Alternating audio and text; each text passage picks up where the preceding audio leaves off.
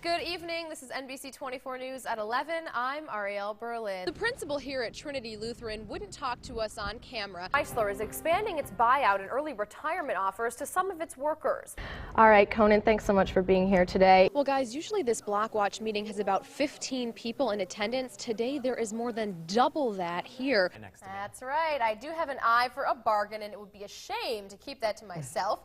So, armed with a hidden camera and a nose for a sale, I went out in search of good deals that could benefit you. Washington, D.C. is buzzing today as Pope Benedict XVI has begun his first journey to the United States here in our nation's capital. 5-year-old Nevaeh Buchanan is missing. Tonight, police are questioning a registered sex offender who is a good friend of Nevaeh's mom. Well, Jim, let me tell you, it is bad out here. Now, I grew up in Michigan. I went to college in Syracuse, New York, which usually saw about 180 inches of snow per season, and now I live in Toledo, Ohio. So I should be used to this, which I am, but that doesn't mean I like it. Martha Feller's 12-year-old daughter is devastated and humiliated. She's having a hard time sleeping, she's crying. It's all because she was forced to strip her clothes off in front of at least one female teacher at Trinity Lutheran School in Monroe. Several parents filed police reports saying 3 7th-grade girls were strip searched after another student reported $42 missing. Some were taken down to their bra and panties, and some were just had to pull their shirts out and shake them. Parents say the teacher was taking orders from the school's male principal. The principal here at Trinity Lutheran wouldn't talk to us on camera, but the day after the incident, he did send out a letter to parents saying that he probably had acted in bad judgment and that the girls should never have been subjected to that kind of a search. Back in 2005, federal judges in Michigan ruled that a strip search of students at a Detroit high school was unconstitutional. But police in Monroe say the law there is complicated. I would say what they did was wrong. It was really wrong. Diane Founts is a mother of 6 who can't believe girls at that age would have to face such embarrassment. They probably were intimidated, so they did what they said, but it could be devastating and affect them for the rest of their life. At least for now, it's taking a major toll on Martha Feller's daughter. She hasn't been able to face going back into this building since that day. They treat criminals like that, not 12-year-old innocent children. Arielle Berlin, NBC 24 News. Lifelong Toledoans will probably remember the old White Tower restaurant on the corner of 10th Street and Jefferson downtown, famous for its Butter Burger. The diner, built in 1929, closed up shop in 2004, and here it sits right next door to the YWCA. Our plan ultimately is to find a home for the restaurant because it's eligible to be on the historic registry. The YWCA wants to expand their building this way towards the corner of Jefferson and 10th, but this building is in the way, which is why it's up for sale. Our plan is to sell it for $1 and hope that someone is interested in preserving a piece of history so that we can move on with our project. Really? $1? Such a bargain, right? Not quite.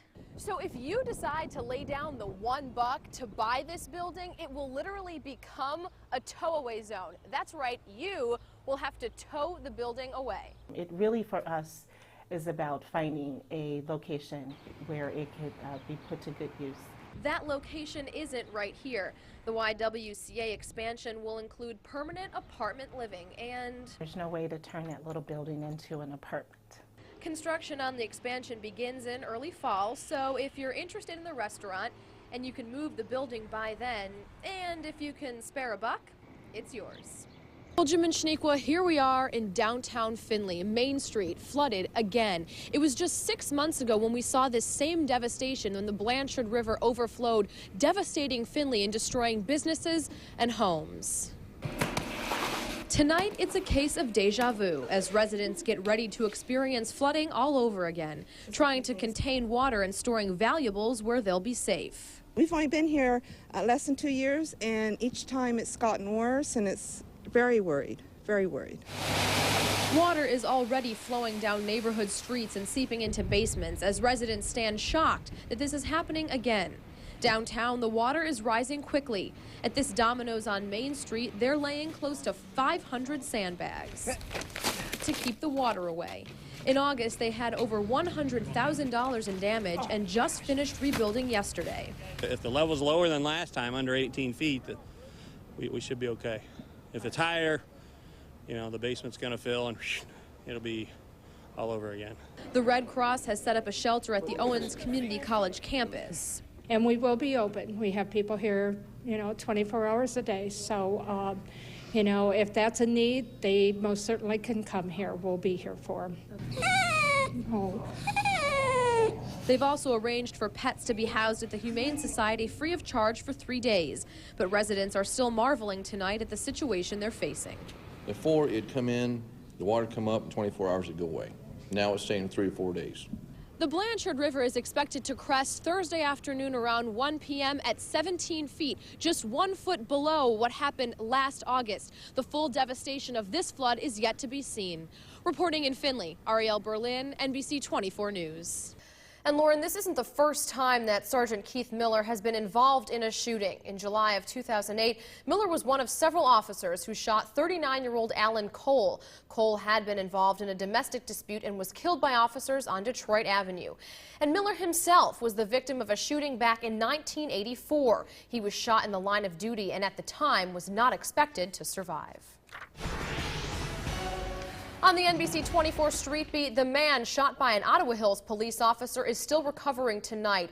Early Saturday morning, 25-year-old Mike McCloskey was shot by an Ottawa Hills police officer during a motorcycle pursuit. Ottawa Hills police are not commenting on the incident. The Ohio Attorney General's office is investigating. Toledo police are investigating what happened to a central Toledo woman last night. April Johnson was found unresponsive and suffering from severe injuries last night in the 200 block of Prescott. 41-year-old Johnny Johnson was arrested in connection with this incident. Now to a developing story. President Obama is expected to announce his pick for a new Supreme Court justice as early as Tuesday. An official close to the president says he has interviewed at least 2 finalists. The president says he'd like an intellectual with a common touch. Conservatives are watching the decision closely. And I think Now to a developing story. A bankrupt General Motors may not be as bad as once expected. GM is facing a June 1st government-imposed deadline to finish restructuring or face bankruptcy. Auto industry analysts say Chapter 11 may not be that bad. They point to stronger than expected sales by Chrysler, which already filed for bankruptcy. They say it's uncertainty that matters to consumers. The deadline for Chrysler blue-collar workers to accept early retirement and buyout offers is tomorrow.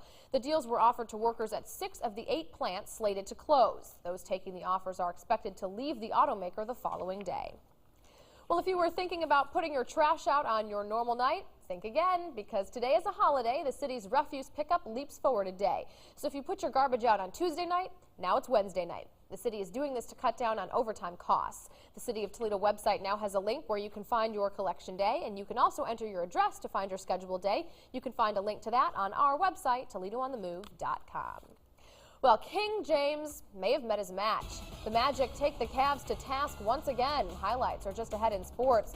But first, what's on your Memorial Day grill could give you cancer. A story you don't want to miss is next.